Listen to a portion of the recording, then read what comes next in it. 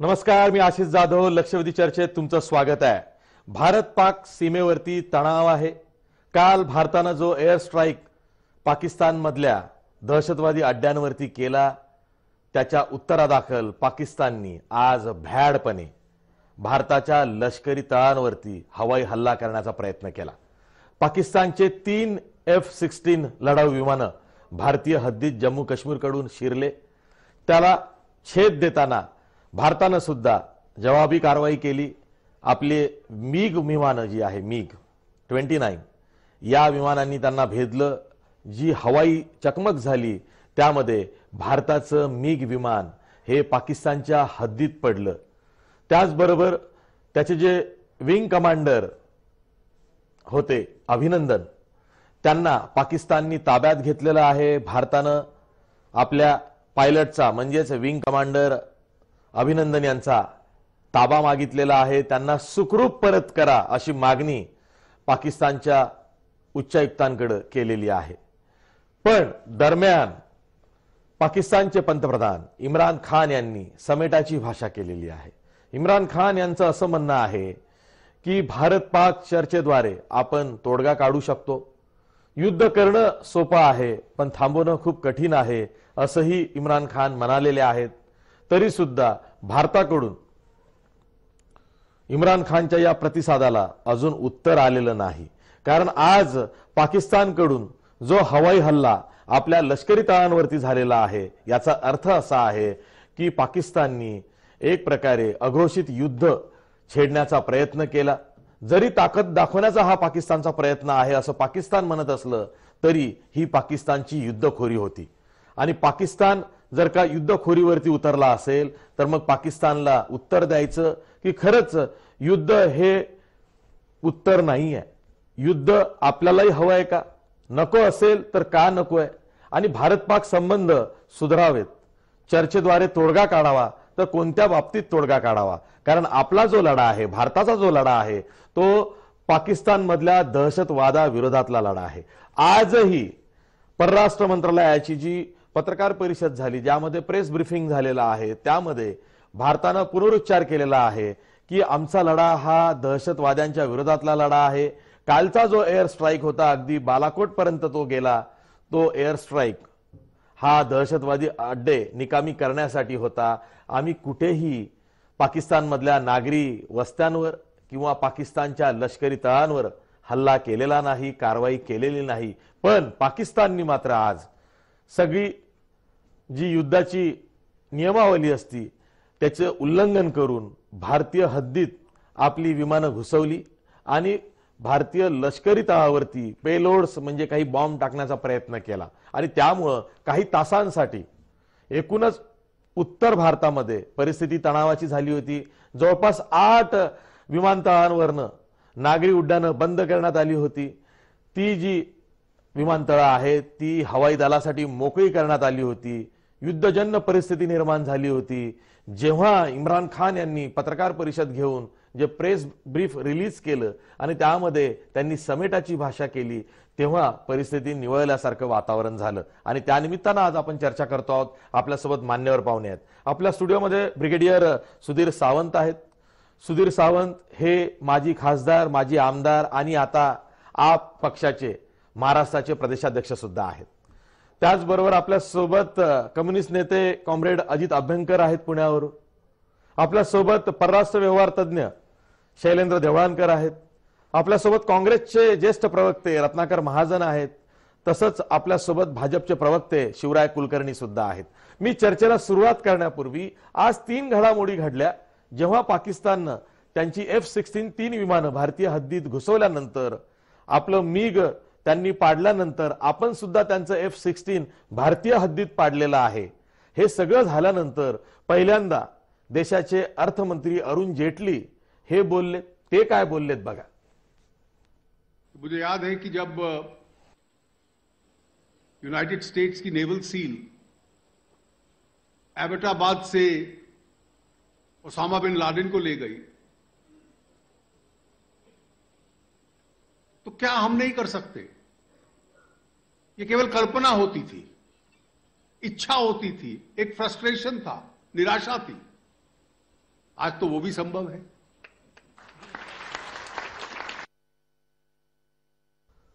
अरुण जेटली जे बोलले ते सरकारच्या वतीनं बोलले, त्यांच्या पर्सनल कॅपॅसिटीमध्ये बोलले, यावरती वाद नंतर होणारच आहे।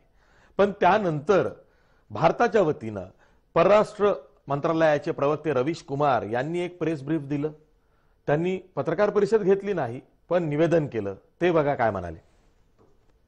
I am joined by Air Vice Marshal R.G.K. Kapoor.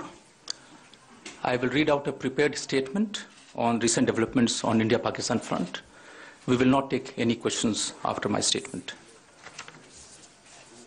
India had informed about counter-terrorism action it took yesterday against a terrorist training camp of Jaish-e-Mohammed in Pakistan.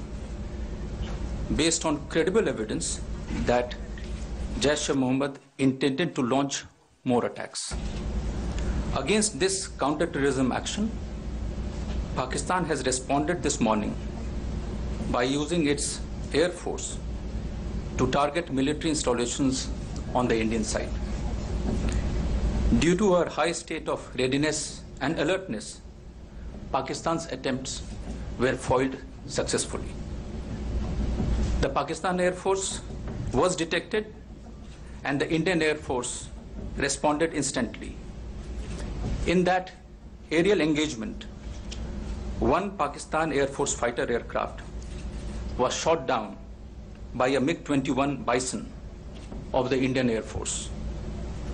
The Pakistani aircraft was seen by ground forces falling from the sky on the Pakistan side.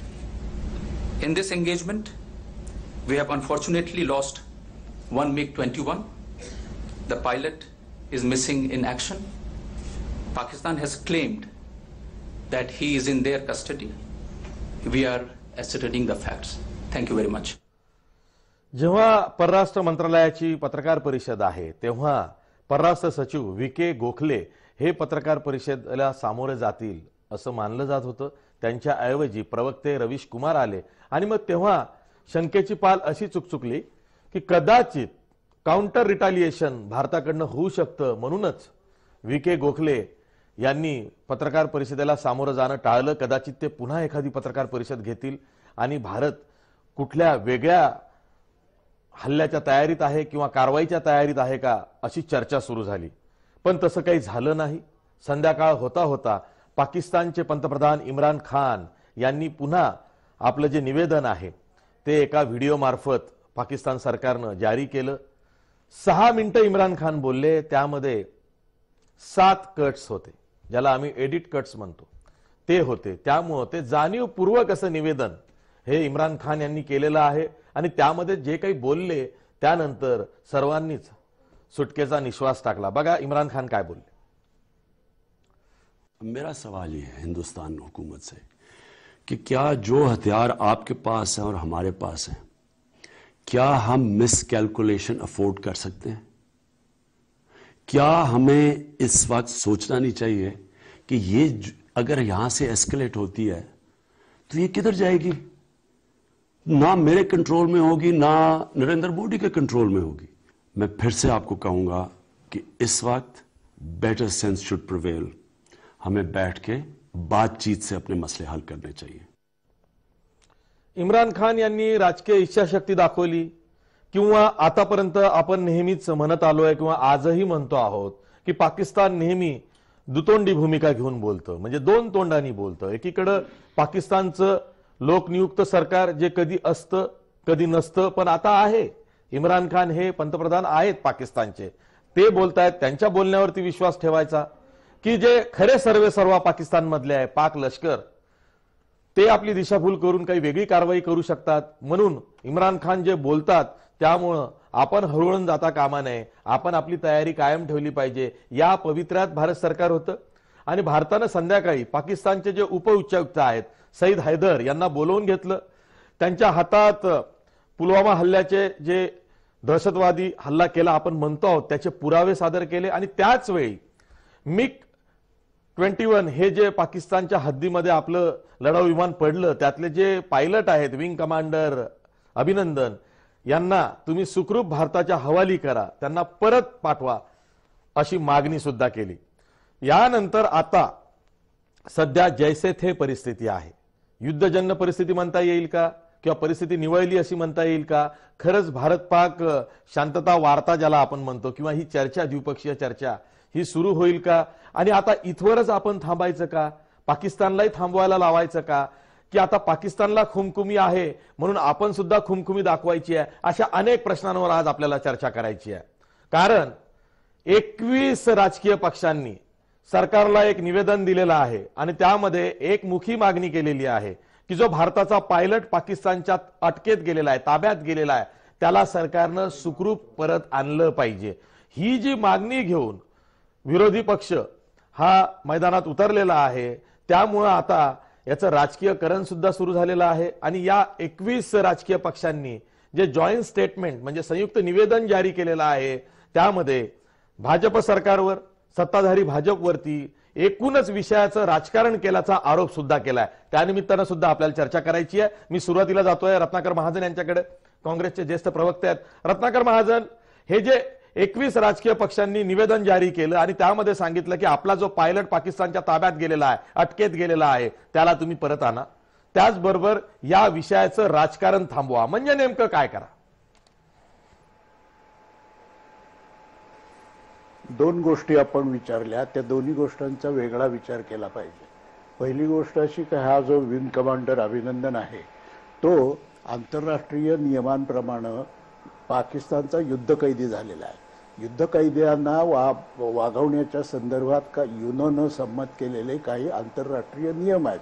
त्या नियमांना अनुसरून wing कमांडरला अभिनंदनला ताबडतोब सुरक्षितपणे भारतात आणा अशी मागणी करणं हे एकूण आंतरराष्ट्रीय संकेतांच्या दृष्टीनं आणि त्या माणसाच्या सुरक्षिततेच्या दृष्टीनं आवश्यक आहे तशी ती मागणी केलेली आहे. लेटेस्ट बातमी अशी की या अभिनंदनचा एक व्हिडिओ EG न्यूजनं सगळीकडे प्रसृत केलेला आहे. तो सोशल मीडियावर उपलब्ध आहे. त्यावरनं असं दिसतं की तो सुखरूप आहे आणि व्हिडिओमध्ये तो चहा पिता पिता बोलताना दाखवलेला आहे. याचा अर्थ असा की तो सुखरूप आहे. त्यामुळे त्याला भारतात पाठवण्याच्या दृष्टीनं मागणी करणं ही अतिशय उचित आणि योग्य अशी गोष्ट आहे. आता राजकीयकरणाचा जो आपण प्रश्न विचारला तो असा आहे, तो फार गुंतागुंतीचा आहे, पण आज त्याच्याबद्दल फार भांडण उकरून काढण्याचं काही कारण नाही. पण 2-3 गोष्टी नक्कीच सांगितल्या पाहिजेत. त्या अशा की हे मुळात फुल फ्लेज युद्ध नाही, हे दहशतवाद विरोधी कारवायांच्या संदर्भात भारतानं केलेली एक प्रासंगिक कारवाई आहे. पण जणू काही हे युद्धच आहे आणि आता पाकिस्तानचा खात्मा केल्याशिवाय आम्ही थांबणार नाही अशा प्रकारचा युद्धज्वर संबंध देशभर निर्माण करण्याचा जो प्रयत्न झाला त्याच्या संदर्भात हे पॉलिटिसायझेशनचं आर्ग्युमेंट आहे, हे आपण लक्षात ठेवलं पाहिजे. आता थोडासा तो युद्धज्वर कमी आल्यासारखं वाटतोय, पण तरी तो वाढवण्याचं काम सगळीकडे होताना आपल्याला दिसतंय. सो मच सो की काश्मीरी विद्यार्थ्यांना अगदी यवतमाळ सारख्या महाराष्ट्रातल्या शांत शहरातून सुद्धा हुसकून लावण्याचे प्रयत्न झाले, हे इतरत्र पण झाले. तेव्हा मग असं सांगावं लागलं की आपलं भांडण काश्मीर विषयी आहे, काश्मीरींशी नाही असं सांगावं लागलं. पण हे होईपर्यंत ते थांबवण्याचे प्रयत्न का झाले नाहीत हा प्रश्नही शिल्लक राहतो. त्यामुळे या दोन्ही आघाड्यांवर 21 राजकीय पक्षांनी जे निवेदन दिलेलं आहे आणि जी मागणी केलेली आहे ती राष्ट्रीय हिताची, देशहिताची आणि भारतानं पाकिस्तानच्या कागाळी विरोधात जे प्रयत्न केले आहेत त्या प्रयत्नांना पाठिंबा देणारीच आहे. ठीक आहे, आपल्यासोबत कॉम्रेड अजित अभ्यंकर सुद्धा आहेत. अजित अभ्यंकर, खरं तर युद्ध हे कोणालाच परवडणारं नाही, पण पहिल्यांदा पुढाकार कोणी घेतला तर तो इम्रान खाननी घेतला. इम्रान खानला हेही माहिती आहे की पाकिस्तानला युद्ध परवडणारं नाही. कदाचित भारताला युद्ध परवडण्यासारखं आहे कारण भारतात निवडणूक आहे असं ते सुद्धा म्हणतायत, किंवा युद्ध झालंच नाईलाजानं तर त्यात जास्त हानी ही पाकिस्तानची होणार आहे असंही इम्रान खानला वाटलं, असं आपण देशभक्त म्हणून, भारतीय म्हणून म्हणू शकतो. पण तरी सुद्धा इम्रान खाननं पुढाकार घेतलेला आहे, चर्चेचं आवाहन केलेलं आहे. इम्रान खान हा स्मार्ट क्रिकेटर तर होताच होता, पण त्यांनी आज जे पाऊल उचललेलं आहे त्याचं सुद्धा उद्या आंतरराष्ट्रीय स्तरावरती कौतुक होऊ शकतं. नाही, मग तुमचा प्रश्न काय आहे की याबद्दल माझं काय मत आहे असं तुम्हाला विचारायचं आहे? हा, मला हे म्हणायचं आहे की पाकिस्तानकडून सकाळी हा, हवाई हल्ला केला जातो, घुसखोरी केली जाते आणि संध्याकाळी समेटाची भाषा केली जाते. त्यामध्ये त्यांची दुहेरी भूमिका किंवा दुतोंडी भूमिका दिसते. हा. हे बघा, असं आहे की पाकिस्तानच्या मनामध्ये एक अपराध गंड आहे. कारण पाकिस्तान हे दहशतवादाची फॅक्टरी म्हणून काम करायला तयार आहे. ते स्वतःला, त्यांचं लष्कर जे आहे ते त्या पद्धतीनं काम करतं, हे अजिबात नाकारण्यात काही अर्थ नाहीये. आणि याची इम्रान खान यांना पूर्ण कल्पना आहे, कारण ते त्याचे पंतप्रधानच आहेत. त्याच्यामुळे पाकिस्तानी लष्कर जे एक स्वतंत्र ऑटोनॉमस असल्यासारखं काम करतं आणि याच्यापूर्वी अफगाणिस्तानच्या मध्ये तालिबानची सत्ता आणण्यासाठी म्हणून त्यांना अमेरिकेची पण मोठी मदत होती. त्यामुळे पाकिस्तानचं लष्कर हे तिथलं खरं सत्ताधारी एक शक्ती जी आहे ती खरी सत्ताधारी शक्ती ती आहे. त्यामुळे इम्रान खान यांना दोघांनाही खुश करण्याचं काम तिथं करावं लागतंय. कारण त्यांना मनातून हे माहिती आहे की हे आपण दहशतवाद एक्सपोर्ट करतोय. त्याच्यामुळे त्यांना पूर्णपणाने एक पॉलिटिकल ज्याला आपण म्हणतो जनतेचा पाठिंबा भारताशी युद्ध करण्यासाठी मिळणं कदापि शक्य नाही आणि जागतिक तर मिळणं त्याहून शक्य नाही आणि लष्करी दृष्ट्या ते टिकणंही शक्य नाही. त्यामुळे त्याची त्यांना त्या विकनेसची त्यांना कल्पना आहे. म्हणजे पॉलिटिकल विकनेसची कल्पना आहे, इंटरनॅशनल स्टेट्समनशिपच्या विकनेसची कल्पना आहे आणि मिलिटरी विकनेसची पण कल्पना आहे. परंतु तरी सुद्धा हे लष्कर जे आहे त्या लष्करी सत्ताधीशांना आणि एक आंतरराष्ट्रीय प्रतिमा काहीतरी आपण फर्म आहोत हे दाखवण्यासाठी त्यांना काहीतरी करणं आवश्यक आहे. म्हणून त्यांनी सकाळी काहीतरी प्रयत्न केला. मला असं वाटतं इम्रान खान यांची जी भाषा आहे संध्याकाळची ती थोडीशी नरमाईची भाषा आहे आणि त्यांच्या बोलण्यातनं माझ्यामध्ये बिटवीन द लाईन संदेश हा आहे की तुम्ही आमची दुखरी नस पकडलेली आहे, आता आपण बोलून आम्ही थोडक्यात काही तुमच्या टर्म्स थोड्याफार मान्य करण्याच्या तयारीत आहोत, अशा प्रकारचे इंडिकेशन त्याच्यात आहे अशी मला एक शक्यता वाटते. दिस इज वन पार्ट. हे इम्रान खानची तुम्ही बोलण्याची कॉमेंट माझी म्हणाल तर ही आहे. परंतु मगाशी जे तुम्ही दुसरा प्रश्न विचारला होता की देशामध्ये याच्याबद्दलचं राजकारण काय असावं काय नसावं, बघा ही जी कारवाई आहे ही कारवाई जर तुमच्या घरामध्ये दहशतवादी असतील आणि तुम्हाला पुरावे देऊन तुम्ही कारवाई करत नसाल तर त्याच्याबद्दल भारताला मर्यादित स्वरूपाची संयमित कारवाई करणं हे अपरिहार्य आहे आणि ती बाय इटसेल्फ चुकीची असं कोणी म्हणणार नाही. ते समर्थनीय आहे, योग्य आहे ती. परंतु राजकारण म्हणजे काय की जणू काही आता भारतामध्ये पहिल्यांदाच असं कोणीतरी निघालेलं आहे असं फक्त त्याला रंग देऊ नये. कारण बांगलादेशच्या मुक्तीच्या वेळेला 90,000 पाकिस्तानी सैनिकांना शरणागती लिहून घेतली होती. त्यावेळेला इंदिरा गांधी पंतप्रधान होत्या. तेव्हा असा कोणी, लाल बहादूर शास्त्री 1965 साली पंतप्रधान होते, त्यावेळेला कोणी नव्हतं. तेव्हा असं काही नाही, हा भारत देशाच्या लष्कराची, भारतीय जनतेच्या एकजुटीची ही सगळी शक्ती आहे. त्याचं कोणी एकानी, कुठल्या एखाद्या पक्षाने, एखाद्या परिवाराने हे पहिल्यांदाच काहीतरी होतंय, पूर्वी कधी झालंच नव्हतं, अशा वल्गना पद्धतीनं बोलू नये एवढाच फक्त एक सावधगिरीचा इशारा त्याच्यामध्ये दिलेला आहे. माझ्यामध्ये तो काही योग्य नाही. वी आर व्हेरी प्राऊड की आम्ही पाकिस्तानच्या लष्कराला, की जे बांगलादेश मध्ये जो आज आहे तिथं अत्याचार करत होते, भारतावरती आक्रमण केलं होतं, त्याला खणखणीत उत्तर दिलं, ते अतिशय योग्य केलं. याचा अर्थ ते या सरकारने पहिल्यांदा केले वगैरे अशा भाषेमध्ये हे नया हिंदुस्थान आहे. मग तो कुठला हिंदुस्थान होता? मग बांगलादेशमध्ये 90,000 नियाजींच्या नेतृत्वाखालच्या सैन्याला शरण आणलं, तो हाच देश होता की जो संविधान मानतो आणि या संविधान मानणाऱ्या शक्तीच त्यावेळेला सत्तेधारी होत्या. हे त्यामुळे अशा पद्धतीनं त्याचं प्रोजेक्शन करू नये, पहिल्यांदाच होतंय वगैरे असं, एवढाच मुद्दा आहे. ठीक आहे. आपल्यासोबत ब्रिगेडियर सुधीर सावंत सुद्धा आहेत. ब्रिगेडियर सुधीर सावंत, दोन गोष्टी आहेत ज्या प्रकर्षानं या गेल्या 2 दिवसांमध्ये दिसल्या आहेत. एक तर भारताची भूमिका हीच आहे की आम्ही पाकिस्तानच्या विरोधात कुठली कारवाई केलेली नाही, तर आम्ही पाकिस्तानच्या भूमीवरती जे दहशतवाद्यांचे अड्डे आहेत त्यांच्यावरती एअर स्ट्राईक केला, ते अड्डे निकामी करण्याचा आम्ही प्रयत्न केलेला आहे. कारण आता अति झालं, हेच एक पाऊल उरलं होतं, ते आम्ही घेतलेलं आहे. आजही तीच भूमिका परराष्ट्र मंत्रालयानं कायम ठेवलेली आहे. दुसरीकडे पाकिस्तानने मात्र जे केलेलं आहे, कारण आपल्याकडे दहशतवादी नाहीत, आपल्याकडे दहशतवादी अड्डे नाहीत, त्यांना इथे जर का भारतीय हद्दीत विमानं घुसवायची होती तर त्यांच्याकडे 2च पर्याय होते, एक तर सिव्हिलियन टार्गेट्स भेदा किंवा मिलिटरी एस्टॅब्लिशमेंटवरती हल्ले करा. तर त्यांनी तो करण्याचा प्रयत्न केला, म्हणून पाकिस्तान युद्धखोर बनला किंवा युद्धखोरी पाकिस्तानने आज दाखवली. पण भाग असा आहे, आता याच्या पुढे जाऊन असं आहे की आपण जो एअर स्ट्राईक केला त्यामध्ये 200 ते 300 अतिरेकी मारल्याचा दावा केला. पाकिस्तान म्हणतंय कुठल्याच कॅज्युअलिटी झाली नाही किंवा तुम्ही पुरावे द्या. आपण ते पुरावे अजून दिलेले नाही. आज पुलवामा हल्ल्याचे पुरावे आपण पाकिस्तान उच्चायुक्तांकडे दिलेले आहेत.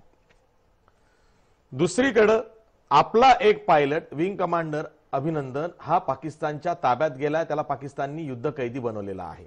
आता जे ऑप्टिक किंवा मॅट्रिक्स उभं राहिलेलं आहे यातून काय परसेप्शन लोकांचं झालेलं आहे की आपण जे पाकिस्तानमध्ये जाऊन अतिरेकी मारल्याचा दावा करतोय ते नाकारतायत, पण त्याच वेळी आपण हे मान्य करतो आहोत की आपला एक विंग कमांडर, आपला एक पायलट पाकिस्तानमध्ये युद्ध कैदी झालेला आहे. आता जे राजकारण इथून पुढे सुरू होतंय याकडे तुम्ही कसं बघता? पहिली गोष्ट अशी आहे की जर तुम्ही हल्ला करता तर प्रति हल्ल्याच्या नॅचरल नैसर्गिक तुम्हाला पुढे जावं लागेल. आणि आपण काही म्हटलं तरी दुसरा देश त्याच्या सोयीप्रमाणे कारवाई करणार. आणि पाकिस्तान सैन्याला हे फायद्याचंच झालं, कारण पाकिस्तान सैन्याचा अस्तित्वाचा मूळ भारतद्वेष आहे. आणि त्या भारतद्वेष जितकं वाढेल तितका फायदा पाकिस्तान सैन्याला होतो आणि पाकिस्तान सरकारलाही होतो. ज्यावेळेला वॉर फिवर निर्माण होतं ते दोन्ही देशात निर्माण होतं. आणि म्हणून आपल्याला ह्या बाबतीमध्ये बघायचं असेल तर हा इतिहास पण बघावा लागेल. कारण मी आता ह्याला सामोरे कसा गेलो तर मी सैन्यातच होतो.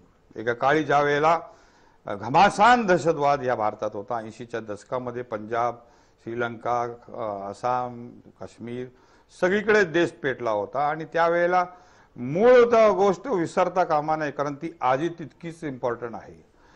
कुणी दहशतवादी निर्माण केले पाकिस्तानमध्ये, कुणी दहशतवादी तळ निर्माण केले तर अमेरिकेने केले अफगाणिस्तानमध्ये वापरण्यासाठी. आणि पाकिस्ताननी त्याचाच फायदा घेऊन भारतावर 1000 कट्स देण्याचा जो त्यांचा वल्गना होती ती सत्यात उतरवण्यासाठी त्यांनी दहशतवादींचा उपयोग केला. आजही देखील ते करत आहेत. हे काही थांबलेलं नाही. म्हणजे गेले 40 वर्ष ऍक्च्युअल रणांगणामध्ये, म्हणजे मी तर सैन्य सोडलं 91ला सोडलं, परत मला पार्ट टाइम सोल्जरिंग करायला परत घेण्यात आलं आणि माझी सोल्जरिंग चालू राहिली ती 2014 पर्यंत. ह्या दरम्यानच्या काळामध्ये आमचं काम हे पाकिस्तानच्या समोर असणारा तो दहशतवादी ग्रुप आणि पूर्ण, आणि त्याचा एक बेसिक पॉइंट सगळे विसरतात आपल्या चर्चेमध्ये की नंबर एक गोष्ट काय आहे की तुम्ही बघितलं की कुठलाही आमदार, खासदार किंवा मंत्र्याला वगैरे कधी इजा झाली नाही. इतका दहशतवाद जर वाढला आहे तर हे कसं काय राजकीय नेत्यांना सोडतात? त्याचं कारण एवढं आहे की हा दहशतवादाचा मूळ आहे ड्रग माफिया. कारण अफगाणिस्तान, पाकिस्तानमधून काश्मीर, पंजाबमध्ये प्रचंड प्रमाणात ड्रग्स येतात. ते दहशतवादी आणतात आणि पैसे त्यांना त्याची पेमेंट मिळते तिथल्या स्थानिक लोकांकडनं आणि ते परत जाऊन हत्यार घेतात. हे दहशतवादाचं मूळ कारण आहे. आम्ही जितकेही ऑपरेशन केले त्यामध्ये कुठे ना कुठे आपल्याला ड्रग्सचा आणि माफियाचा, आणि म्हणून दाऊद इब्राहिम आता कराचीमध्ये सुखरूप आहे. ते हे सगळं एक नेटवर्क इंटरनॅशनल आहे. त्याचा हा एक भाग आहे. म्हणजे आता अमेरिकेला आपल्याला वाटतं की आता भारताच्या बाजूने बोलते, पण ती भारताला कधीच मदत करणार नाही. कारण पाकिस्तान ही तिची गरज आहे. It is a weakness of America. का अफगाणिस्तानमध्ये डील करण्यासाठी पाकिस्तानची पूर्ण गरज आहे. त्यामुळे काही तुम्ही डिप्लोमॅटिकली करा. मी गेले 40 वर्ष बघतो. काही तुम्ही प्रयत्न करा, डिप्लोमॅटिक करा, MFN स्टेटस काढून घ्या आणि वाटेल ते करा, कस्टम ड्युटी वाढवा. पाकिस्तानला काही फरक पडत नाही. कारण त्यांचा 2 नंबरचा जो धंदा आहे आणि जो पैसा आहे. पाकिस्तान इज अ नॅर्को स्टेट आणि नॅर्को टेररिझम स्टेट. हे सत्यता अमेरिकेला माहीत आहे. पण आज CIA ISI चालवते, दुसरं कोणी चालवत नाही. आणि म्हणून आपण स्वतःला फसवणूक करून घेण्याची काही गरज नाहीये. आणि ह्या परिस्थितीमध्ये 10,000 भारतीय सैनिक मारले गेलेले आहेत गेल्या 40 वर्षामध्ये. हे कुठल्याही युद्धापेक्षा, म्हणजे बांगलादेश वॉर तर 3,000 कितीतरी 700 मारले गेले होते. त्या युद्धापेक्षा 10,000 मारले गेले. आमचा कन्सर्न ते आहे की गेले इतकी अनेक वर्ष आम्ही झुंजत आहोत काश्मीरमध्ये. मध्ये आम्ही 2,500 दहशतवादी सरेंडर करून आणले आणि मग मी स्वतः आणि बरेच लोकांनी प्रयत्न करून जॉर्ज फर्नांडिस वगैरे आम्ही या लोकांना सैन्यात घेतलं. 8,000ची फौज आम्ही बनवली काश्मीरमध्ये. काश्मीरी लोकांची दहशतवाद संपून टाकला 2014 पर्यंत. तो परत का वाढला काय नाही, मी आता तो राजकीय विषय मी बोलणार नाही, पण दहशतवाद प्रचंड आता वाढलेला आहे, फारच वाढलेला आहे. हे किती वर्ष सहन करायचं? तुम्ही म्हणता युद्ध पाहिजे का नको, आणि युद्ध कुणालाच नको. काय आहे, कुठलाही देश रक्त आणि लोखंडामधूनच निर्माण होतो आणि घडतो. आणि त्यामुळे ज्या वेळेला कणखर असं नेतृत्व असेल, ज्या वेळेला निर्णय घ्यायची क्षमता असेल, तर युद्धात सुद्धा जायला आपण मागे पुढे बघितलं नाही पाहिजे. आज पाकिस्तान इतके वर्ष आमचं रक्त शोषत आहे, किती कट्स दिलेले आहेत, किती हल्ले झालेले आहेत पार्लमेंटवर, बॉम्ब ब्लास्ट मुंबईचा, किती असे उदाहरणं तुम्ही बघताय. आणि आम्ही फक्त चर्चा करतोय, युद्ध आहे होय का बुद्ध आहे. मला कोणीतरी विचारलं प्रश्न, ह्या सगळ्या गोष्टीला काही अर्थ नाही. मिलिटरीचा एक माणूस म्हणून मी तुम्हाला सांगतो की तुम्हाला फायनल सोल्युशन काढावं लागेल. इतके वर्ष तुमचा डिप्लोमॅटिक अँगल, तुमचे सर्व प्रयत्न जर फेल झाले असेल तर पर्याय उरत नाही. आपल्या सैनिकांच्या साठी, त्यांच्या संरक्षणासाठी, देशाच्या संरक्षणासाठी कधी कधी युद्धाशिवाय कुठला उपायही राहत नाही. त्यावेळेला तुम्ही तो निर्णय घेतला पाहिजे. अर्थात हे सरकारचं काम आहे, त्यांनी योग्य अनालिसिस करून कळवा. नाहीतर ह्या लुटूफुटूच्या लढाया खेळत आम्ही किती वर्ष चालवायचा, हा प्रश्न आमच्या समोर आहे. ठीक आहे, आपल्यासोबत शिवराय कुलकर्णी सुद्धा आहेत, भाजपचे प्रवक्ते. शिवराय कुलकर्णी, मी जाणीवपूर्वक फिरवाफिरवी करून प्रश्न विचारले ते यासाठी की आपला लढा दहशतवाद्यांच्या विरोधात आहे, आपला लढा दहशतवादाच्या विरोधात आहे. पाकिस्तान बरोबर आपण लढत नाही आहोत. आपण तर पाकिस्तानला मोस्ट फेवर्ड नेशन हा दर्जा सुद्धा दिला होता. मला विचारायचं तुम्हाला हे आहे की आपला एक युद्ध कैदी आता पाकिस्तानच्या ताब्यात आहे, त्याला तुम्ही सुखरूप परत आमच्या हवाली करा म्हणून आम्ही तुर्तास शस्त्रसंधी करतो, असं होता कामा नये. जर का पाकिस्तानला धडा शिकवायचा आहे, आपण इतक्या वल्गना करत होतो, तर आता खरंच दहशतवादाच्या विरोधात आपण पूर्णपणे लढलं पाहिजे. नाही तर केवळ आपला एक पायलट, एक विंग कमांडर पाकिस्तानच्या ताब्यात आहे म्हणून आपण तुर्तास थांबूया, अशी भूमिका सरकार घेणार आहे का? सरकार समोर काय ऑप्शन्स आहेत?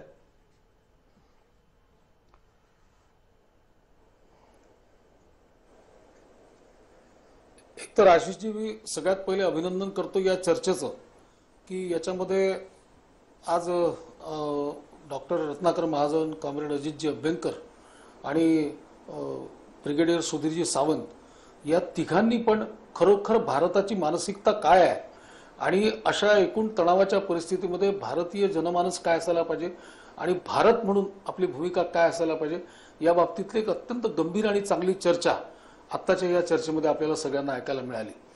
अजितजींनी सांगितलं, रत्नाकरजींनी पण सांगितलं आणि सुधीर सावंतांनी देखील एक ब्रिगेडियर म्हणून भारताच्या प्रत्येक माणसाच्या मनातली जी भावना आहे ती भावना काही अंशी त्यांनी बोलून दाखवली. आपण एक 2-3 गोष्टी याच्यातले थोडे राजकीय पक्ष म्हणून वेगवेगळ्या भूमिका असू शकतात, वेगवेगळी मतमतांतर असू शकतात, पण ती मांडण्याचा आग्रह कोणी प्रवक्ते करत नाहीत म्हणून मी देखील अशा तऱ्हेची कुठली भूमिका मांडणार नाही. मला माहिती आहे की इथे असलेले हे तीनही नेते बऱ्यापैकी सिनियर नेते आहेत.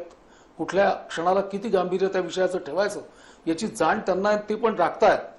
मला असं वाटतं आशिषजी की अजितजींनी म्हटल्याप्रमाणे, अभ्यंकरांनी म्हटल्याप्रमाणे हे जे आत्ताचं इम्रान खान यांचं स्टेटमेंट आहे हा त्यांचा आताचा अपराध बोध आहे. पहिली गोष्ट की भारताने युद्ध पाकिस्तानच्या विरुद्ध पुकारलेलं नाही. आपण त्यांच्या नागरी वस्त्यांवर हल्ला केलेला नाही, आपण त्यांच्या माणसांवर, शहरांवर हल्ला केलेला नाही. अधिकृतपणे वर्षानुवर्ष ज्या ठिकाणी दहशतवादाचे अड्डेच मांडले गेले आहेत, चालवले जात आहेत आणि त्याची कॉस्ट संपूर्ण जगाला चुकवावी लागत आहे.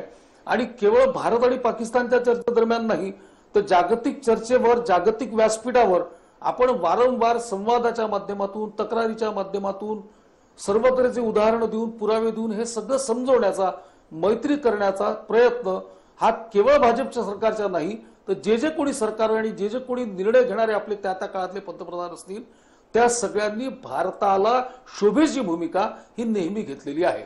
आणि भारत हा आमचा देश आहे, भारत देशहित प्रथम ही भूमिका आमची आजपर्यंत राहत असल्यामुळे आजही आमची ती भूमिका आहे, आपल्या सगळ्यांची ती भूमिका आहे. मी आमची म्हणणार नाही, आपल्या सगळ्यांची ती भूमिका आहे. आणि त्या भूमिकेमध्ये आपण जो काल लढा पुकारलेला आहे तो कालचा लढा हा दहशतवादाच्या विरुद्धातला लढा आहे. इम्रान खान यांनी चर्चेचं स्टेटमेंट करण्यापूर्वी पुलवामामध्ये शहीद झालेल्या 40 जवानांवर अश्रू ढाळायला पाहिजे होते. जिथे जिथे दहशतवादी हल्ले होतात त्याच्यात कुटुंबाच्या कुटुंब उद्ध्वस्त होतात. त्या रक्तपातावर पाकिस्तानमधला कोणीच नेता, कुठलाच नेता साधा अश्रू ढाळत नाही. उलट तो संबंध नाकारून त्या घटनेशी आमचं काही घेणं देणं नाही आणि त्याचा जल्लोष, त्याचा विजयोत्सव, त्याचा आनंद हा पाकिस्तानमध्ये लष्करापासून तर सामान्य माणसापर्यंत सगळेजण साजरे करतात आणि त्याच्यावर एक असुरी आनंद या सगळ्या नेत्यांच्या चेहऱ्यावर दिसतो. त्याच्यामुळे आज जेव्हा भारताने खंबीर पावलं उचलले, या भारताच्या दहशतवादाविरोधातल्या खंबीर पावलाला ज्या क्षणाला पाकिस्तानला वाटायला लागलं की जागतिक स्तरावर आता आपण एकटे पडायला लागलो आहोत, यांचे जो पुरावे आहेत सगळे पुरावे सादर केले जात आहेत आणि ही लढाई दहशतवादाच्या विरोधातली लढाई आहे आणि आता आपल्याला जग दहशतवादी ठरवणार आहे, आपली खैर नाही हे दिसायला लागल्यानंतर अजितजींनी जो शब्द वापरला होता त्या पराभव बोधामुळे किंवा त्या गंडामुळे आज इम्रान खान यांनी ते केलेलं स्टेटमेंट आहे. त्यांची द्विधा मनस्थिती, तिथे असलेला लष्कराची मानसिकता, तिथल्या जनतेचा असलेला भारतद्वेष हे सगळं मान्य आहे. पण या आपला लढा हा दहशतवादाच्या विरुद्ध आहे. त्याच्या आधी इम्रान खान यांनी स्पष्टपणे सांगितलं पाहिजे की पाकिस्तानमध्ये दहशतवादाला कुठलाही थारा राहणार नाही, एक एक दहशतवाद्यावर आम्ही कारवाई करू. ही भूमिका जी भारताची आहे, जगातल्या अन्य देशांची आहे, तीच भूमिका जोपर्यंत इम्रान खान ठेवणार नाही तोपर्यंत ते जगाच्या पातळीवर एकाकी पडतील अशी भावना, असं वातावरण जगभर निर्माण करण्याची गरज आहे. तरच आपण दहशतवादाला उत्तर देऊ शकू. आणि मला असं वाटतं की भारताची पावलं यावेळी या दिशेने पडत आहेत. चिडून जाऊन कुठली तरी सकाळी कारवाई करायची आणि संध्याकाळी चर्चेसाठी बोलवायचं. काय निष्पन्न होणार आहे चर्चेमधून? चर्चेमधून कुठलं निष्पन्न होणार आहे? भारतात पाकिस्तानच्या विरुद्ध भारताने युद्ध सुरू केलेलं नाही, कोण्याही सैनिकावर भारताने अजून गोळी टाकलेली नाही. हे सगळं होत असताना कोणत्या तोंडाने इम्रान खान समोरून म्हणतात की भारताने आमच्याशी चर्चा केली पाहिजे आणि या चर्चेतून मार्ग काढला पाहिजे, दोन्ही देशांना युद्ध परवडणार नाही. हे आता इम्रान खान यांना कळायला लागलाय का? संपूर्ण जगामध्ये दहशतवादाचं जे थैमान सुरू आहे त्याचं खतपाणी, फॅक्टरी शब्द अतिशय सुंदर शब्द वापरला या चर्चेमध्ये आता की दहशतवादाची फॅक्टरी, कारखान्याच्या कारखाने हे पाकिस्तानमध्ये तुम्ही जागोजागी निर्माण करून ठेवलेले आहे. ते कारखाने त्यांनी प्रथम थांबवले पाहिजे. मला असं वाटतं की देशातल्या कोणत्याही, अगदी युद्ध कठीण असतं याच्यामध्ये काही शंका नाही, युद्ध केलंच पाहिजे याही मानसिकतेमध्ये नाही, पण लोकभावना आपण लक्षात घेतली पाहिजे. भारतातला सामान्यातला सामान्य माणूस पक्षभेद, धर्मभेद, सर्व प्रकारचे भेद विसरून भारताच्या पाठीशी उभा आहे की नाही, एक वेळा आता या दहशतवादाच्या विरुद्ध आम्ही आवाज उठवला पाहिजे. ही जी जनभावना आहे, सैन्यावर अतोनात प्रेम पहिल्यांदा करतात मी असं म्हणणार नाही, ती पिढी त्या त्या काळात प्रत्येक वेळी करत होती. आणि आपल्याला माहिती आहे की ज्या ज्या प्रधानमंत्र्यांच्या नेतृत्वामध्ये आपण नेहमी कारवाई जिंकलो, लढाई आपण जिंकलो, त्या प्रत्येक प्रधानमंत्र्याचा या देशातल्या नागरिकांनी गौरवच केलेला आहे.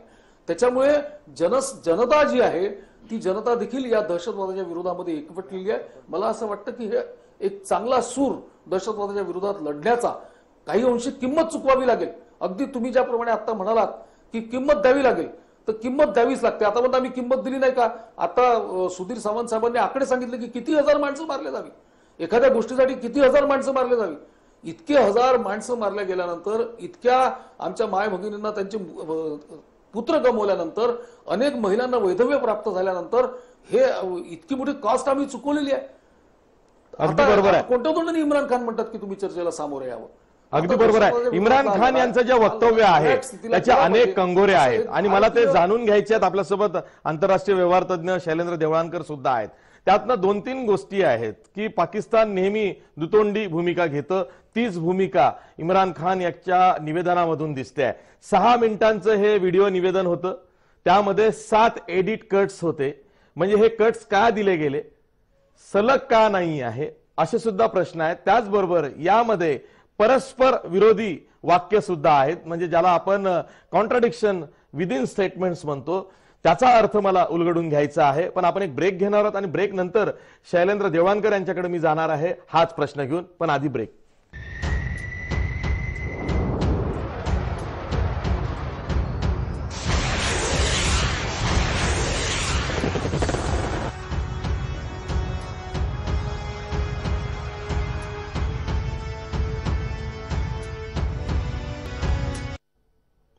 ब्रेक नंतर पुन्हा तुमचं स्वागत. आपल्यासोबत शैलेंद्र देवळानकर आहेत, परराष्ट्र व्यवहार तज्ञ आहेत.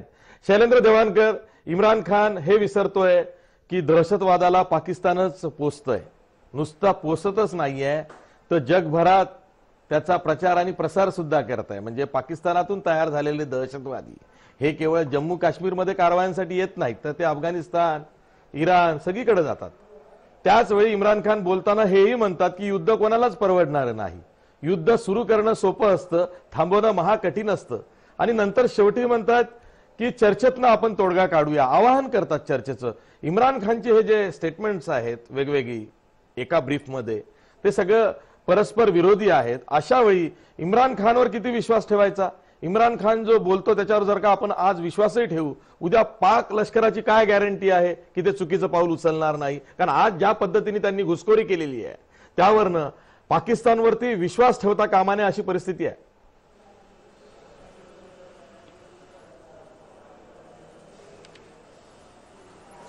आशिषजी, मला असं वाटतं की इम्रान खानचे जेही सगळे कॅल्क्युलेशन्स होते, आपला जो surgical strike, second surgical strike झाला त्यानंतरचे, ते बऱ्यापैकी फेल झाले. त्यामुळे त्यांना ह्या कन्सिलिएटरी स्टँडवरती यावं लागलं. जर आपण कालच्या घटना थोडक्यात बघितल्या, भारताचा सेकंड सर्जिकल स्ट्राईक झाला आणि या सर्जिकल स्ट्राईक नंतर आपण पूर्ण पाकिस्तानमधला जो मीडिया आहे, सोशल मीडिया आहे, आणि तिथं इम्रान खानवरचा दबाव हा अनेक दृष्टिकोनातून फार वाढलेला होता. आणि तो यासाठी होता की 80 किलोमीटर आतपर्यंत पाकिस्तान, भारताचे लढाऊ विमान कसे काय येऊ शकतात, आणि हा प्रश्न त्यांना विचारला जात होता सातत्याने. पाकिस्तानच्या संसदेमध्ये त्याचे रिफ्लेक्शन्स होते, इम्रान खानच्या विरोधामधलं अनेक घोषणा दिल्या गेलेल्या होत्या. त्यामुळे स्वाभाविकपणे इम्रान खान प्रचंड दबावामध्ये होते. पण या दबावामध्ये असताना त्यांनी अति घाईने कोणत्याही प्रकारची पूर्वतयारी न करता, लक्षात घ्या आपल्याकडे 14 फेब्रुवारीला पुलवामाचा दहशतवादी हल्ला झाला, त्यानंतर जवळपास 10 ते 12 दिवस हे आपण ह्या संपूर्ण सर्जिकल स्ट्राईकची तयारी करण्यासाठी घेतलं होतं. कारण ज्या वेळेला तुम्हाला एअर सर्जिकल स्ट्राईक करावे लागतात, कॅलिब्रेटेड प्रेसिजन एअर स्ट्राईक करावे लागतात, त्यासाठी सगळ्यात मोठी प्रीकंडिशन असते की तुम्हाला प्रॉपर इंटेलिजन्स इनपुट्स किंवा इंटेलिजन्स गॅदरिंग हे सगळ्यात महत्वाची प्रीकंडिशन असते. कारण त्याच्यामधनं कोणताही तुमचं टार्गेटच फक्त याच्यामधनं हिट झालं पाहिजे, त्याच्यामध्ये कोणते सिव्हिलियन कॅज्युअलिटीज व्हायला नको किंवा त्या टार्गेटच्या बाहेर आपल्याला कुठेही आपला त्याच्यामध्ये डॅमेज व्हायला नको. अशा कोणत्याही पद्धतीची तयारी न करता, किंबहुना भारताच्या तयारीला अंडर एस्टिमेट करून नेक्स्ट डेला त्यांनी अशा स्वरूपाची कारवाई घेतली आणि ते तोंडघाशी पडले. याचं कारण असं होतं की आपण गेल्या 10 दिवसांमध्ये केवळ सर्जिकल स्ट्राईकची तयारी करत नव्हतो, तर आपण ह्या सर्जिकल स्ट्राईक नंतर आपण हे एक्सपेक्ट केलं होतं की पाकिस्तानकडनं रिटॅलिएशन होईल. ते रिटॅलिएशन कोणत्या पद्धतीने होईल, कोणत्या प्रकारे होईल या बाबतीमध्ये आपल्याला कल्पना नव्हती, पण रिटॅलिएशन होईल या बाबतीमध्ये आपण पूर्णपणे त्याची काळजी घेतली होती. म्हणून एलओसी असेल, आंतरराष्ट्रीय सीमा असेल, या पूर्णपणे सील केलेल्या होत्या. त्याच्या 5 किलोमीटर पर्यंत आपण जी लोकवस्ती होती ती वॅकेट केली होती, शाळा महाविद्यालयांना सुट्टी दिली होती, एअरफोर्सला हाय अलर्ट वरती ठेवलेलं होतं. आणि त्यामुळे आपण असं बघतो की हे 3 जसे F-16 भारताच्या हद्दीमध्ये आले, आपण त्यांना इमिजिएटली स्क्रॅम्बल केलं, त्यांना आपण इंटरसेप्ट केलं. इंटरसेप्ट केल्यामुळे त्यांना परत जाणं भाग पडलं आणि जाताना त्यांनी ते बॉम्ब टाकले. आता याच्यात 1 ते 2 काही गोष्टी इम्रान खानला ह्या निश्चितपणे त्यांना पटलेल्या होत्या ह्या संध्याकाळच्या इव्हेंटपर्यंत, जोपर्यंत ती प्रेस होत नाही. एक तर पहिला बाब अशी झाली की त्यांची अशी इच्छा होती की जो भारताने सेकंड सर्जिकल स्ट्राईक केला त्याचं आंतरराष्ट्रीय स्तरावरती निंदा व्हावी, त्याचा निषेध व्हावा. आंतरराष्ट्रीय समुदायामध्ये 193 देश आहे, पण एकाही देशाने आपल्या सेकंड सर्जिकल स्ट्राईकची निषेध केलेला नाहीये. कारण याचा आपण पर्पज जो काय आहे, कशासाठी केला आहे, आपल्या परराष्ट्र सचिवांनी, गोखले साहेबांनी हे स्पष्ट केलेलं होतं की आम्हाला कोणते सिव्हिलियन कॅज्युअलिटी नव्हतं, आम्हाला नॉन स्टेट ऍक्टरला टार्गेट करायचं होतं आणि ते केलेलं आहे. उलट आपण त्या बाबतीमध्ये पाकिस्तानची मदत केलेली होती, कारण पाकिस्तान स्वतःच सगळीकडे म्हणत असतो की आम्ही टेररिझमचे व्हिक्टीम आहोत, त्यामुळे आम्ही पाकिस्तानला मदत करण्याचाच प्रयत्न केलेला होता. तर पाकिस्तानची कमालीची कोंडी झालेली होती. त्यामुळे एक ठिकाणी आपण असं बघतो की त्यांना रिटॅलिएट करण्यासाठी हा प्रेशर होता, हा एक भाग होता. परंतु या कोंडीमुळे त्यांना दुसरी अपेक्षा अशी होती की चीन हा जो त्यांचा फार मोठा आपण असं म्हणतो की त्यांचा मित्र राष्ट्र आहे, ऑल वेदर फ्रेंड आहे, आणि तो ओपनली पुढे येईल आणि या घटनेचा निषेध करेल. परंतु चीनने या बाबतीमध्ये घेतलेली भूमिका होती प्रचंडपणे पाकिस्तानला शॉक देणारी होती.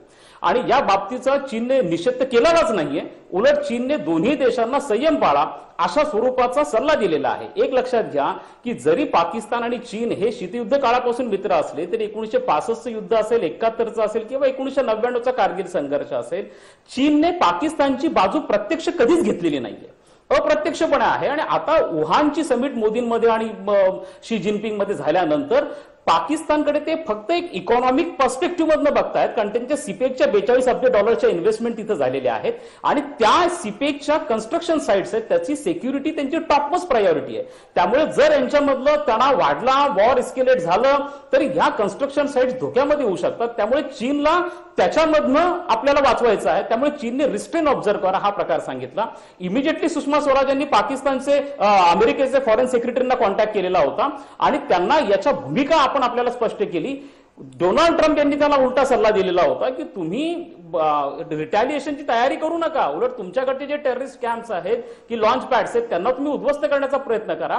त्यामुळे आंतरराष्ट्रीय स्तरावरती आपण असं बघतो की इम्रान खानला हे जर आपण वॉर केलं किंवा आपण जर हे वॉर एस्केलेट झालं तर एक लक्षात ठेवणं गरजेचं होतं की यामध्ये पाकिस्तानची अर्थव्यवस्था इतकी डबघाईला आहे तर मदतीला येणार कोण? तुमच्याकडे चीन या बाबतीमध्ये येणार नव्हता, अमेरिका तुम्हाला कोणत्या पद्धतीची मदत देणार नव्हता, सौदी अरेबियाने यापूर्वी पुलवामाच्या हल्ल्याचा निषेध केलेला होता.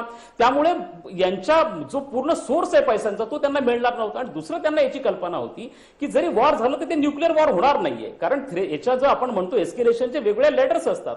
हे पहिले कन्व्हेन्शनल वॉर होणार आहे आणि कन्व्हेन्शनल वॉरफेअर मध्ये आपण पाकिस्तानपेक्षा अनेक पटीने सुपेरियर होतो. आपलं लष्कर असेल, आपलं एअरफोर्स असेल, आपलं नॅव्हल फोर्स असेल, आपण क्वालिटेटिव्हली आणि क्वांटिटेटिव्हली फार सुपेरियर आहोत. त्यामुळे इम्रान खानला याची पूर्ण कल्पना आहे की न्यूक्लिअर वॉर होणार नाहीये. आणि हे मुशर्रफ यांनी पण 2 दिवसापूर्वी सांगितलं की तुम्ही कशाला न्यूक्लिअर वॉरच्या गोष्टी करतायत, भारताची रिटॅलिटरी कॅपॅसिटी एवढी मोठी आहे की तुम्ही एक बॉम्ब टाकला तर ते 20 बॉम्ब टाकून तुम्हाला उद्ध्वस्त करतील. तुम्हाला भारताला न्यूट्रलाइज करण्यासाठी आवश्यक न्यूक्लिअर पॉवर रिसेप्टर्स तुमच्याकडे आहेत का, हे त्यांनी इम्रान खानलाच कानपिचक्या दिलेल्या होत्या. त्यामुळे इम्रान खान हे सर्व दृष्टीने अडकलेले असल्यामुळे त्यांना कन्सिलिटरी स्टँड घेण्याशिवाय पर्याय नव्हता. पण आता मुद्दा असा आहे की त्यांनी हे स्पष्ट केलं की मला फक्त दाखवून द्यायचं होतं की आम्ही तुमची हद्द, एअर हद्द जी आहे ती क्रॉस करू शकतो, हेच फक्त माझा उद्देश होता आणि आता मी चर्चेसाठी तयार आहोत, हे त्यांच्या सांगण्यामागे. परंतु आपल्याला एक लक्षात ठेवणं गरजेचं की त्यांनी पीओके मध्ये फार मोठ्या प्रमाणावरती युद्धाची तयारी सुरू केलेली आहे. पीओके मध्ये सगळ्या शाळा महाविद्यालय बंद केले गेले आहेत, हॉस्पिटल्स असेल, विद्यापीठ असेल, कॉलेज असेल, ठिकठिकाणी मिलिटरीने ताबा घेतलेला आहे आणि त्यांनी मोठ्या प्रमाणावरती तयारी केलेली आहे. त्यामुळे एकीकडे जरी ते चर्चेचं म्हणत असले तरी त्यांची वॉर प्रिपरेशन मात्र जोरात चालू आहे. त्यामुळे येत्या काही दिवसांमध्ये ह्या गोष्टी स्पष्ट होतील, विशेष करून उद्या आणि परवा, की नेमक्या त्यांच्या काय मूव्ज आहेत. आपण तर आपली स्टँड अत्यंत क्रिस्टल क्लिअर केला आहे की आम्हाला पाकिस्तानचे लष्करी इन्स्टॉलेशनला टार्गेट करायचं नव्हतं, पाकिस्तानचं लष्कर आमचं टार्गेट नाहीये, पाकिस्तानची जनता आमचं टार्गेट नाहीये, आमचं टार्गेट हे नॉन स्टेट ऍक्टर आहे आणि त्यामुळे आम्ही तुम्हाला त्या दृष्टिकोनातून मदतच केलेली आहे. मला असं वाटतं की आता आपल्याला आपला जो डिप्लोमॅटिक आउटरीच आहे तो फार वाढवावा लागणार आहे, कारण ज्या वेळेला आपण सर्जिकल स्ट्राईक केला तेव्हा आपण आंतरराष्ट्रीय कायद्याचा भंग केलेला नव्हता. पीओके आपलाच आहे आणि जर भंग केला असता तर पाकिस्ताननी एक सेकंदही वाया न घालवता युनायटेड नेशन मध्ये हा प्रश्न रेज केला असता, अनेक मल्टीलॅटरल फोरमवरती केला असता. परंतु आज जे पाकिस्ताननी केलं हा आंतरराष्ट्रीय कराराचा भंग आहे. त्यामुळे आपण वेळीच त्याची काळजी घेतली. सुषमा स्वराज चीनमध्ये आहेत, त्या चीनच्या फॉरेन मिनिस्टर, रशियाच्या फॉरेन मिनिस्टर बरोबर आज चर्चा करता आहेत. आपण आपले डिप्लोमॅटिक सोर्सेस हे व्यवस्थितपणे वापरलं पाहिजे. आणि अशीची मला शेवटी एकच गोष्ट सांगावीशी वाटते, इथं पुढे होऊन चालणार नाहीये. पाकिस्तानला रोग स्टेट म्हणून घोषित करण्यासाठी भारताने आपले सगळे डिप्लोमॅटिक एफर्ट्स वापरले पाहिजे. जशा प्रकारचे आर्थिक निर्बंध हे उत्तर कोरियाच्या विरुद्ध आहेत, जशा प्रकारचे आर्थिक निर्बंध हे इराणच्या विरुद्ध आहेत, तशा प्रकारचे आर्थिक निर्बंध हे पाकिस्तानच्या विरुद्ध का नाही आहे? कारण जसं आता सावंतांनी सांगितलं, बाकी पॅनलिस्टनी सांगितलं की पाकिस्तान हा फक्त भारतासाठी धोका नाहीये. जैश ए मोहम्मदचे आणि तालिबानचे काय संबंध आहे ते सांगायची गरज नाहीये, तालिबानचे अल कायदाचे इसिसशी काय संबंध आहे सांगण्याची गरज नाहीये. वॉशिंग्टन मधल्या वॉशिंग्टन डीसी मध्ये 300हून अधिक थिंक टँक्स आहेत, त्यांचे दरवर्षी अशा स्वरूपाचे रिपोर्ट्स येत राहतात. पण प्रत्येक देश दहशतवादाकडे आपल्या हितसंबंधांच्या दृष्टिकोनातनं पाहतो आणि हे पाहत असल्यामुळे तिथे राजकारण येतं आणि शॉर्ट टर्म इंटरेस्ट फॉरेन पॉलिसीच्या असतात, त्यामुळे लोक ऍक्शन घेत नाही. पण लॉंग टर्म याच्यामध्ये पाकिस्तानात जगाची डोकेदुखी असल्यामुळे भारताने आपलं डेडिकेटेड कॅम्पेन केलं पाहिजे. जसं कोल्ड वॉरच्या काळामध्ये America Russia dedicated envoys appoint करायचे एक दुसऱ्याची बदनामी करण्यासाठी. आपल्याला बदनामी करायची नाहीये, परंतु आपण अशा प्रकारचे एनवॉयज अपॉइंट केले पाहिजेत आणि ठिकठिकाणी पाकिस्तानचा हा जो चेहरा पुढे आणणं गरजेचं आहे. आपलं इमिजिएट टार्गेट असणार आहे फायनान्शियल ऍक्शन टास्क फोर्सच्या ग्रे लिस्ट मध्ये पाकिस्तान आहे, तो ग्रे लिस्ट मध्येच राहिला पाहिजे, किंबहुना तो सप्टेंबर मध्ये ब्लॅक लिस्ट मध्ये गेला पाहिजे, हे आपण पाहणं गरजेचं आहे. आणि सेकंडली युनायटेड नेशनच्या सिक्युरिटी काउन्सिलमध्ये अझर मसूद हा युएन डेझिग्नेटेड टेररिस्ट म्हणून कसा घोषित होईल या दृष्टीने प्रयत्न केले पाहिजेत. आणि मला असं वाटतं की जी IMFची बेलआउटचं पहिलं इन्स्टॉलमेंट $4.5 अब्ज जे आता येणार आहे ते इमिजिएटली थांबवण्याचा प्रयत्न हा आपल्याला करणं ठीक अत्यंत आहे, गरजेचं ठीक आहे, आहे. मला ठीक असं आहे. वाटतं की आपण त्या दिशेने पावलं टाकलेली आहेत, परंतु आपल्याला या ठिकाणी गाफील राहून चालणार नाहीये. शॉर्ट टर्म आणि लॉंग टर्म दोन्ही ठीक दृष्टीने आहे, प्रयत्न गाफील करावे राहून लागतील. चालणार नाहीये. खरं बघा कसं असतं की इतिहासाची पुनरावृत्ती अनेक वेळा होऊ शकते, वेगवेगळ्या प्रकारे होऊ शकते. कंदहार विमान अपहरणातून आपण अझर मसूदला सोडलं, तोच अझर मसूद नंतर आज आपल्यावरती उलटला. पुलवामाच्या हल्ल्यात त्याचाच हात आहे. तोच बालाकोटला ट्रेनिंग कॅम्प चालवत होता, जिथं आपण एअर स्ट्राईक करून तो उद्ध्वस्त केला असा दावा केलेला आहे. त्यामुळे एक युद्ध कैदी आपला पाकिस्तानमध्ये आता झालेला आहे. म्हणून आपला दहशतवादाविरोधातला लढा हा थांबता कामा नये असं म्हणणारे जे कोणी आहेत त्यांना ही एक काळजी आहे की हा जो आता लढा पुकारलेला आहे हा शेवटपर्यंत नेला पाहिजे. तो एखाद दुसऱ्या कारणानं थांबता कामा नये. आंतरराष्ट्रीय पातळीवरती आपले जे युद्ध कैदी झालेले आहेत, विंग कमांडर अभिनंदन, त्यांना परत आणण्याचे प्रयत्न झालेच पाहिजे. पण त्याच वेळी पाकिस्तानच्या विरोधातलं जे पेनिट्रेशन आहे तेही थांबायला नको. रत्नाकर महाजन,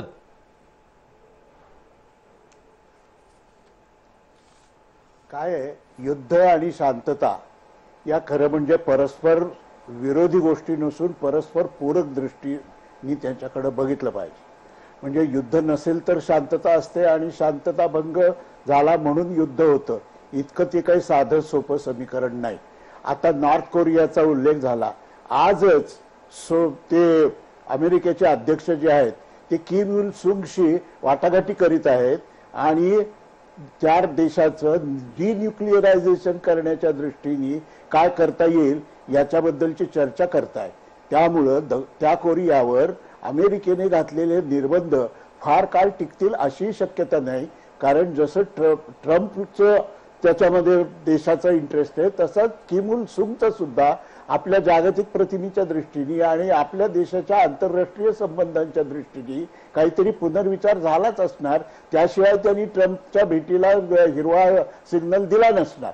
त्यामुळं परिस्थिती सदैव सारखीच राहणार आणि पुढची 25 वर्ष आपल्याला याच रस्त्याने जावं लागणार अशी फायनॅलिटी आंतरराष्ट्रीय राजकारणात किंवा डिप्लोमॅटिक व्यवहारात किंवा एकूण देशाच्या व्यवहारात कधीच नसते.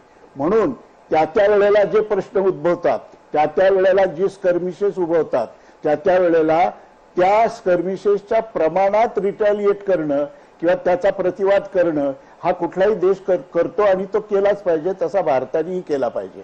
पण मुद्दा असा की जणू काही हे पूर्ण युद्धच आहे अशी वातावरण निर्मिती करून या प्रश्नातून मार्ग निघणार नाही.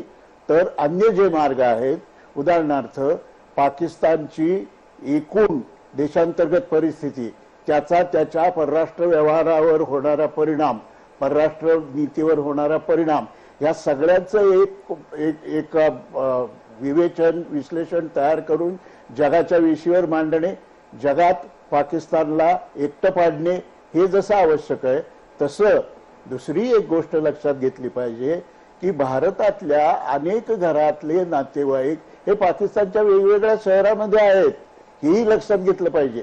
याचा अर्थ पाकिस्तानशी तुम्ही नेहमीच प्रेमाने वागा असा होत नाही. मी मगाशीच म्हटल्याप्रमाणे ते केलंच पाहिजे.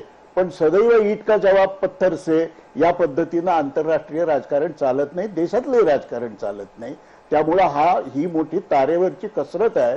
आपण इथं बसून फार उत्तम शब्दामध्ये आणि इतिहासातले अनेक दाखले देऊन बोलू शकतो, पण प्रत्यक्ष तिथे जेव्हा आपल्याला कारवाई करायची असते त्यावेळेला आपल्या व्यतिरिक्त अन्य घटकांचाही विचार करावा लागतो. याचं भान ठेवलं पाहिजे. खरं तर वेळ संपलेला आहे तरी सुद्धा अगदी एका 2-2 वाक्यात मला उत्तरं हवी आहेत. मी अजित अभ्यंकर यांच्याकडे जातोय. अजित अभ्यंकर, देशात निवडणुका लागतायत, अशा वेळी ही तणावाची स्थिती आहे, काय म्हणाल थोडक्यात?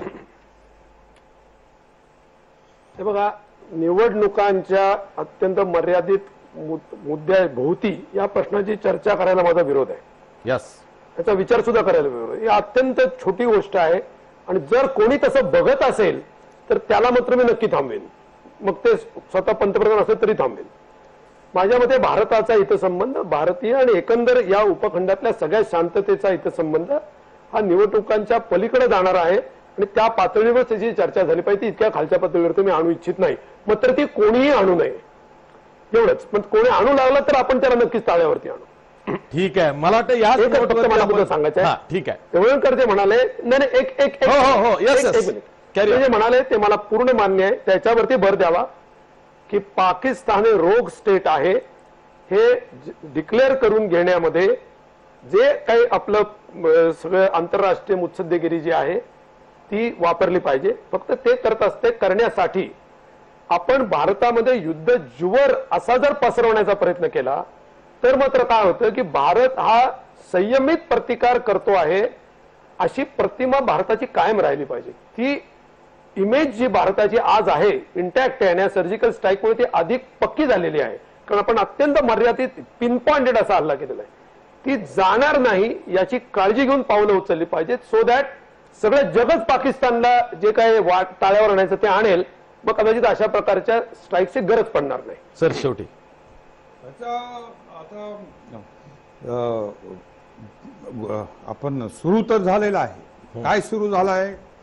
युद्ध तर नाही असं आपण म्हणतो, पण ज्याप्रमाणे पाकिस्तानने आज एअरफोर्सचा वापर केला, कारण पहिल्या टप्प्यात युद्धाचं एअर सुपिरियरिटी अचीव करायचा प्रत्येक देश प्रयत्न करतो आणि पाकिस्ताननी कुठल्याही पद्धतीने जरी त्यांनी तोंडाने म्हटलं असेल की आपण वार्तालाप करूया, पण 40 वर्षाचा माझ्या अनुभवात हे अशा अनेकदा घटना घडल्या. कारगिल युद्धामध्ये मी स्वतः होतो त्यावेळेला आम्ही बघितलं ज्या परिस्थितीत भारतीय सैन्याला लढावं लागलं, पण भारतीय सैन्याला सीमा पार करू दिली नाही. आता त्याचा प्लस आणि मायनसेस बरेच लोक सांगतील, पण सैन्याला अपेक्षा होती की सीमा पार करायला द्या, समोरून लढायला लावू नका, आणि 3 महिने लागले ना आपल्याला. मग त्यामुळे कुठलेही निर्णय घेताना तो कुचकामी निर्णय असू नये आणि तो धाडसी निर्णय असला पाहिजे आणि निर्णायक निर्णय असला पाहिजे की पुन्हा पाकिस्तान डोकं वर काढून दहशतवाद्यांना आपल्या जागा देशामध्ये ट्रेन करून भारतावर हल्ले करायला लावणार नाही. हा एक नियम अंडरलाईन फॅक्ट हा आपण प्रस्थापित केल्याशिवाय ह्या सर्व गोष्टी ज्या झाला त्याचा काही उपयोग नाही. अगदी थोडक्यात शिवराय कुलकर्णी शेवटी समाप्त करा.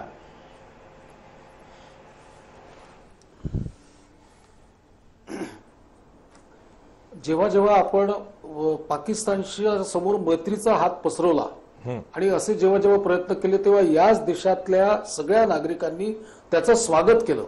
याचाच दुसरा अर्थ असा आहे की पाकिस्तानला बेचिराग करावं ही काही प्रत्येक भारतीयाची कायम इच्छा असते, त्याच्यातला भाग नाही. महत्वाचा मुद्दा हा आहे की संपूर्ण जग ज्यामुळे त्रस्त आहे त्या दहशतवादाची जननी पाकिस्तान आहे हे जगाच्या पाठीवर समोर आणणं, ते सिद्ध करणं, आणि पाकिस्ताननी जर या दहशतवादाच्या फॅक्टऱ्या बंद नाही केल्या तर शेवटच्या टोकापर्यंत पाकिस्तानला अद्दल घडवावी ही भारतातल्या सध्या वर्तमानातल्या प्रत्येक नागरिकाची इच्छा आहे आणि मला असं वाटतं की पूर्ण देशांनी त्या दिशेने समोर गेलं पाहिजे. अगदी बरोबर आहे. पाकिस्तानचा जो दहशतवादाचा चेहरा आहे तो पूर्णपणे उघडा पाडला पाहिजे हेच सबंध भारतीयांना वाटतंय. त्यामुळे कुठलंही कुचकामी धोरण किंवा कुठलाही कुचकामी निर्णय असा आड येता कामा नये, त्यामध्ये राजकारण होता कामा नये, इव्हन त्यामध्ये अजित अभ्यंकर म्हणतात तसं निवडणुका सुद्धा येता कामा नये.